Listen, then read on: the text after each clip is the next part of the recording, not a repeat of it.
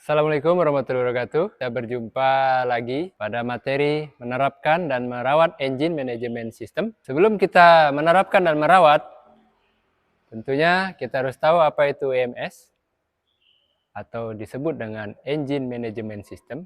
Engine management system merupakan suatu sistem pengatur mesin yang di dalamnya memiliki komponen utama, yang antara lain adalah yang pertama itu sensor, kemudian yang kedua adalah ECU, kemudian yang ketiga adalah aktuator. Dari tiga komponen utama ini diatur oleh sistem yang bernama Engine Management System atau disingkat dengan EMS.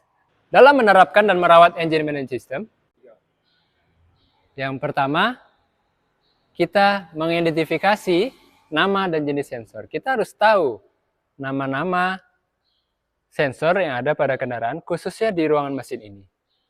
Seperti IAT, seperti MAP, kemudian O2 sensor, kemudian OCV, kemudian CKP, dan knock sensor, dan banyak lagi sensor-sensor yang ada di kendaraan ini, khususnya di ruangan mesin ini.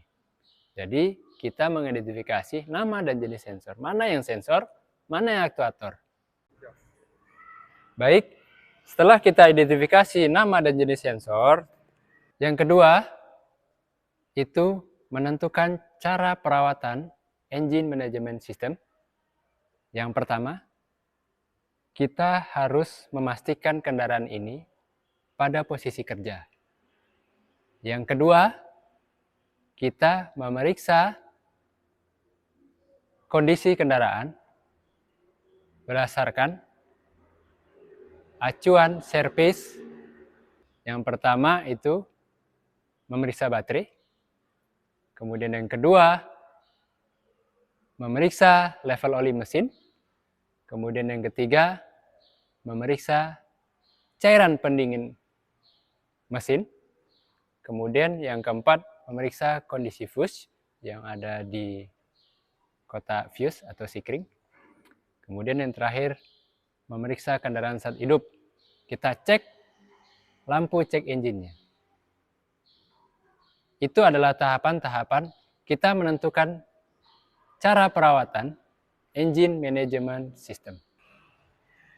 Oke, mari kita lihat sensor tersebut. Yang pertama, itu adalah TPS, sensor atau throttle position sensor. Selanjutnya, O2 sensor atau oksigen sensor. Baik, selanjutnya adalah angle position cam.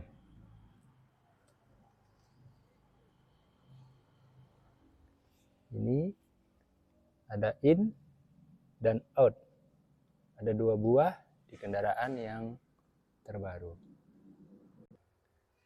Untuk selanjutnya, ini adalah ABS. Ini modul ABS.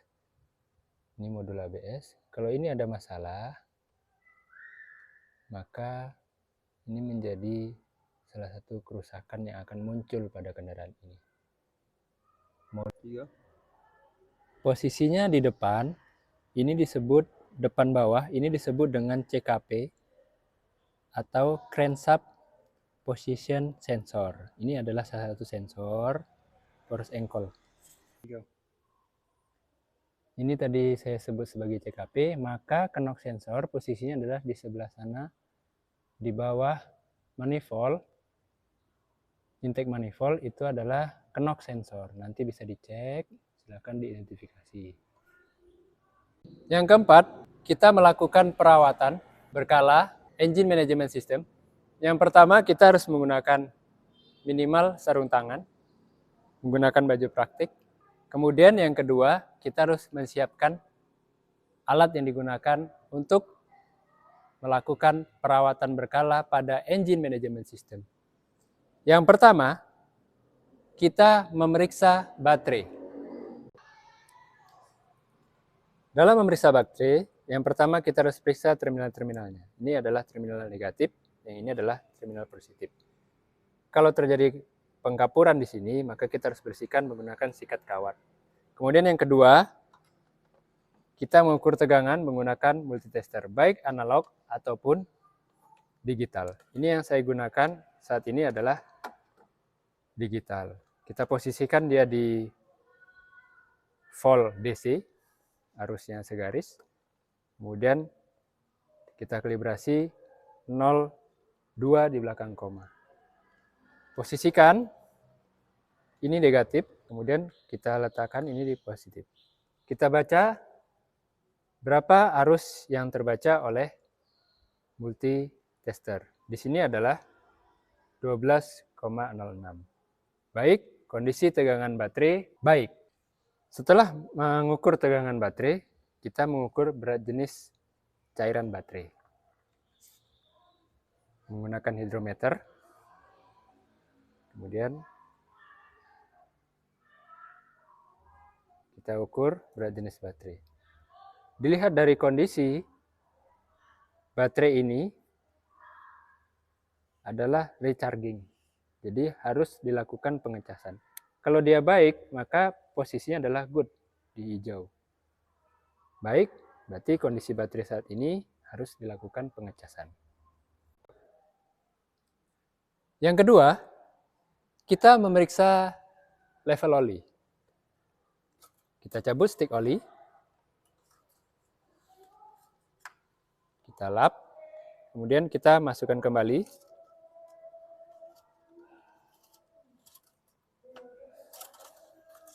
Kemudian kita baca atau kita perhatikan di mana posisi oli saat ini. Ini adalah level tertinggi, ini adalah level terendah. Kalau kita lihat dari lapisan oli yang berada pada stick oli ini, oli pas di posisi level tertinggi. Berarti untuk kondisi oli baik, kemudian yang kedua, kapasitas oli pada mesin mencukupi. Yang ketiga, kita memeriksa level cairan pendingin. Mari. Di cairan pendingin ini ada level low dan high.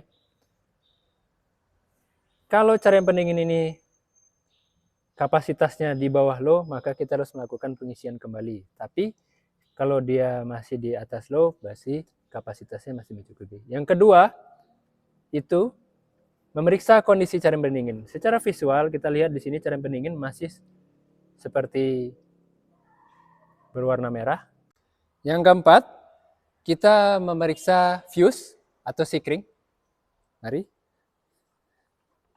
Di box sikring ini, kita periksa kondisi sikring. Kalau dia hangus, maka kita harus lakukan penggantian. Di sini ada sikring. Kita cek secara visual. Apabila ada short, maka kondisi sikringnya akan gosong atau rusak. Kalau kita lihat kondisi fuse saat ini baik. Yang terakhir adalah memeriksa mesin dalam kondisi hidup. Kita hidupkan mesinnya. Kondisi mesin yang hidup adalah dengan mengecek apabila lampu cek engine menyala dalam posisi mesin hidup, maka kemungkinan ada kerusakan pada komponen-komponen elektronik yang berada pada kendaraan ini. Kalau kita lihat posisi saat ini, cek engine tidak hidup, yang nyala hanya rem parkir dan sabuk pengaman. Berarti kondisi secara umum kendaraan ini adalah baik.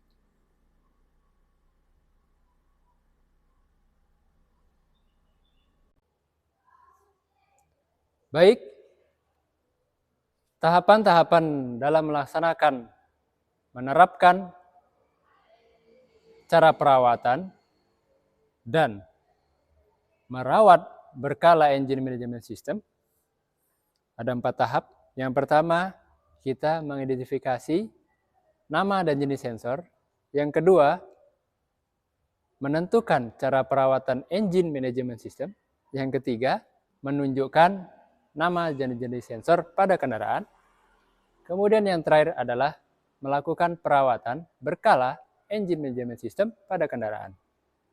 Mudah-mudahan video singkat ini bisa membantu memahami dalam menerapkan cara perawatan dan merawat berkala engine management system atau yang kita sebut sebagai EMS. Sekian, terima kasih, mudah-mudahan bermanfaat. Sampai berjumpa di video selanjutnya.